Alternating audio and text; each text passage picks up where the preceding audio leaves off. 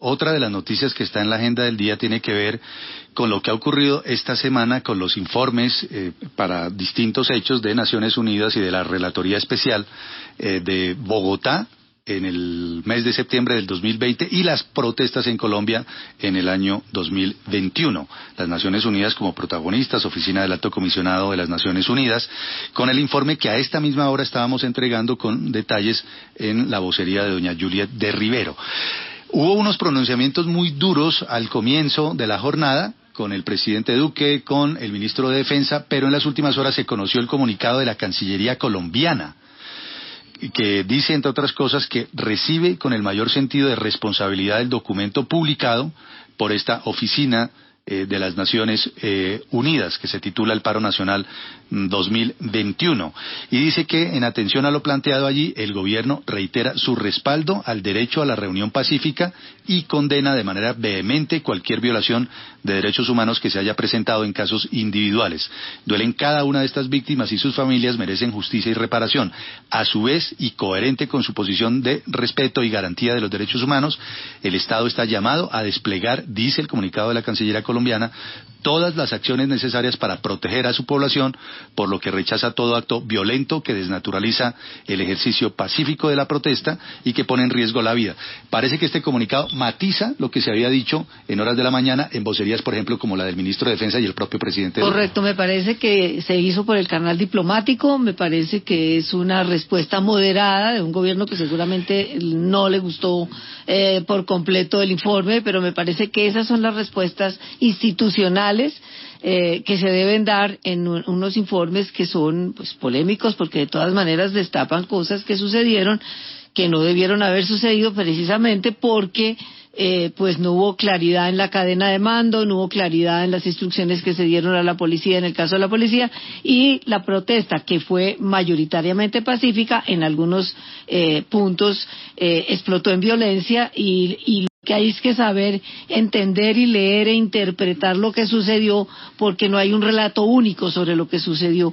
Pero me parece que en este caso, frente a la respuesta que dio Marta Lucía Ramírez ayer al informe de la relatoría, es muy distinto, es más diplomático, que se corresponde más con canales institucionales. Pero María Elvira, ¿será que esa diferencia en la respuesta tiene que ver con el hecho de que el otro informe, el que se había presentado antes, ese informe que llaman de memoria, fue un informe, digamos, que fue preparado a instancias de la alcaldía de Bogotá? Es decir, lo que estaba haciendo ahí era una respuesta política a la Exactamente, Cancillería. porque hay un conflicto entre la alcaldesa o un conflicto con la alcaldesa y la reacción es distinta. Y quedó metido en medio de ese conflicto la Oficina de las Naciones Unidas. Correcto. Al haber por lo menos acompañado la presentación de ese informe. De acuerdo. Como si lo estuviera avalando.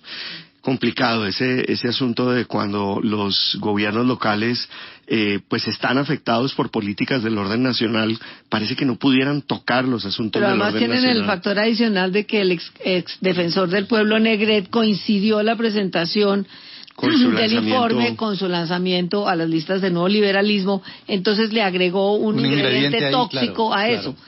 Pero digo, finalmente yo creo que en el fondo los dos informes tienen coincidencias, pero la respuesta institucional me parece que es distinta, es más moderada y es más diplomática la respuesta de hoy a la respuesta de ayer.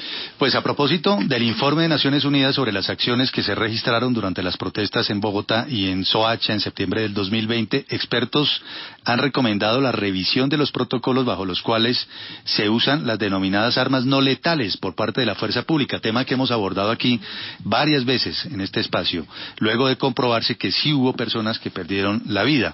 Una investigación realizada a propósito del uso de armas no letales en la contención de la protesta social en varios países, realizada entre 1990 y 2017, concluyó que el 3% de las personas que resultaron heridas con estas armas murieron. Javier Yules nos cuenta. Hay algo que para los expertos ha quedado claro con el uso de las denominadas armas no letales. Stefan Schmidt, del Centro Nacional de Ciencia y Tecnología Forense de la Florida, en los Estados Unidos, advierte que es muy complejo el control de los efectos de este tipo de elementos usados por la fuerza pública en la contención de manifestaciones. Pueden causar heridas serias, discapacidades para el resto de vida de las víctimas y, por supuesto, la muerte, ¿no? no son precisos a ser lanzadas o disparadas y pueden causar heridas no intencionales. De acuerdo con los informes presentados recientemente a propósito de las protestas en Colombia, al menos 28 personas murieron en hechos atribuidos a la fuerza pública. Carlos Bochel, exoficial de la policía y hoy experto consultor internacional en seguridad, advierte que a pesar de la denominación de armas no letales, hay otros factores que pueden ocasionar una lesión mortal. Se habla de que es de letalidad baja, pero al final son armas letales. ¿Qué quiere decir eso? Que lo que se busca en su utilización es que el impacto sea más bajo, que no tenga realmente una implicación que pueda colocar en riesgo la vida de una persona. Pero en ese tipo de escenario, pues uno no tiene el 100% asegurado con este tema de las armas. Para Schmidt, experto en la formación de organismos internacionales en denuncias forenses, la policía en Colombia debe garantizar un adecuado entrenamiento para los uniformados que tienen la responsabilidad del uso de armas no letales. Realmente deberían poder encontrar lo que son los procedimientos, lo que son cuáles tipos de municiones son, incluso tal vez récords de entrenamiento, ¿no? O de certificación de oficiales para que puedan utilizar ese tipo de armas. En los Estados Unidos, por lo general, no se le dé a un policía así al azar un arma para que lo utilice como quiera. Todos tienen que certificarse por cada arma específico, ¿no? Como el taser, como el lanzagranada de 40 milímetros, etcétera, etcétera. Todos tienen que ser certificados y me imagino o espero que al menos así sea en Colombia también. La sensibilización sobre los efectos causados por el uso de armas no letales o por el exceso de fuerza también es un factor decisivo, a juicio de los expertos, para reducir las consecuencias y el número de víctimas durante la contención de las protestas. Gracias, Javier. Como decía uno de los expertos, se habla de armas de baja letalidad, pero en el fondo terminan siendo armas letales. Ese es un punto fundamental de estos informes que han salido. Esa es la parte clave, digamos. Estas armas en realidad son armas que, como toda arma de fuego, tienen o le ofrecen, digamos, le ponen potencial. En peligro, un peligro potencial a las personas. Son unas armas que tienen riesgo.